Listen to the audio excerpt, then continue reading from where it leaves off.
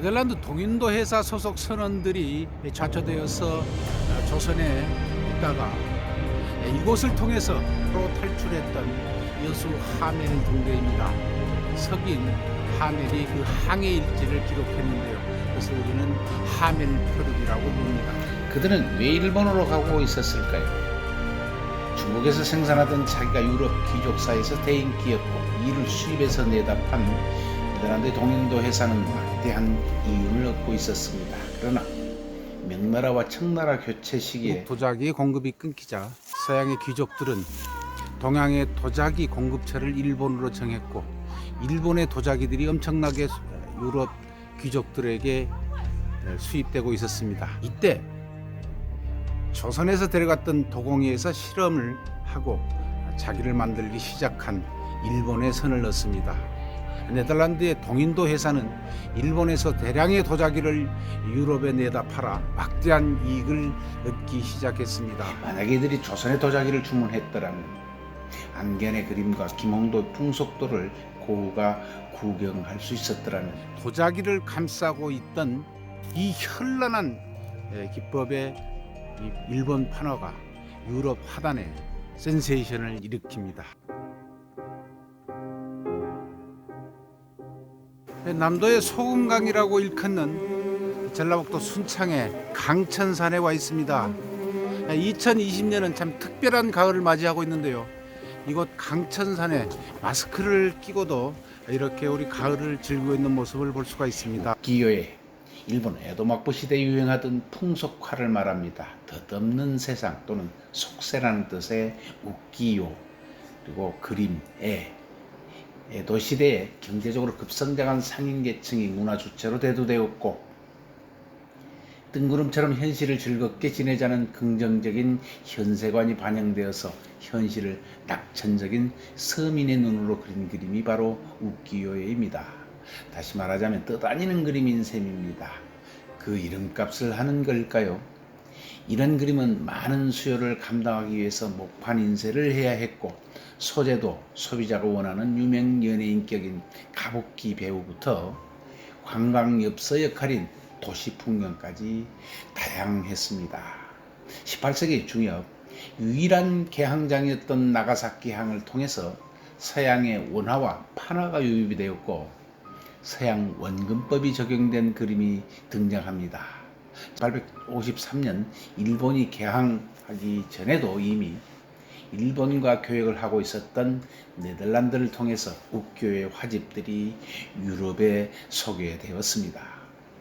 19세기 들 이 같은 서양화 기법을 응용한 우기요가 제작되기 시작합니다.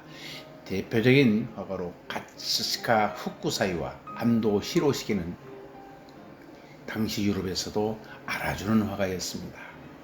특히 서양화 기법으로 공간감을 잘 살리면서 거기에 정감 어린 자연 청치에 동양적 서정성을 융합시킨 히로시기의 작품을 빈센트 반 고흐가 여러 점 모사했습니다.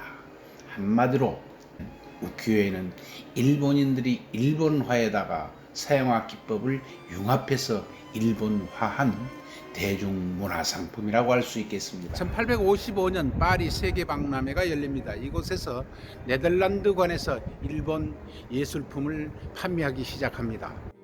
1867년 파리 만국박람회가 열리던 해 파리 일간지에는 일본을 동양의 그리스라고 소개한 일본 예술 특집 기사를 게재합니다. 여기에서 일본 미술이 프랑스 회화 발전을 위한 창작의 셈이 될 것이라는 등 아무튼 1860년대 파리는 일본 문화에 푹 빠져 있었습니다. 이런 사회적 현상을 자포니즘, 즉 일본풍이라고 불렀습니다. 많이 생산할 수 있었기 때문에 귀한 도자기를 쌌던 포장지로 쓰이던 그 그림이 유럽에서 인상주의 화가들 눈에 띄기 시작합니다. 이때 아카데미풍의 사실주의를 거부한 인상파 화가들, 입체감과 원근감 없이도 공간의 느낌을 표현하고 간결한 선으로 사물의 특징을 잘 잡아내면서 극적이고 익살스러운 풍자적인 표현 방법, 그러면서도 풍요로운 색채로 제작된 우기요에 그들의 고민을 들어주는 연구 대상이었던 것이죠. 빈센트 반 고흐. 우키요의 독특한 색채와 행태 묘사에 매혹되어서 400여 점이나 소집을 했고 작업실인 방에 걸어두고 시시때때로 연구했던 것입니다. 그리고 여러 점 모사를 합니다.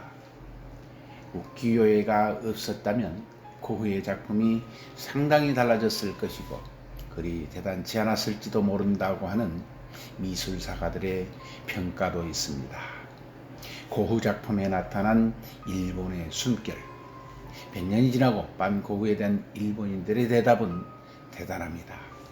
반 고흐 그림을 세계에서 가장 비싸게 만드는데 앞장선 것은 바로 일본이었습니다. 종전 최고 경매가의 3배가 넘는 엄청난 가격으로 구매한 일본 회사. 만약에 18세기 우리나라 도자기가 유럽에 소개되었고 세계 박람회에 출품하기 위한 도자기 포장지에 만약 100여 년 전에 반 고흐에게 우리나라의 안견의 그림과 그리고 김홍도의 풍속도가 손에 들렸더라면 과연 그가 어느 나라를 가고 싶어 했을까요? 과연 일본을 가고 싶어 했을까요? 조선이라는 나라를 가고 싶어 했을까요? 과연 빈센트 반 고흐는 어떤 그림을 그렸을까요? 빈센트 반 고흐는 어느 나라를 평생 가고 싶어 했을까요? 반 고흐 그는 이상향 일본을 가고 싶어 했고 따뜻한 남쪽 나라로 가고 싶어서 아를로 떠납니다.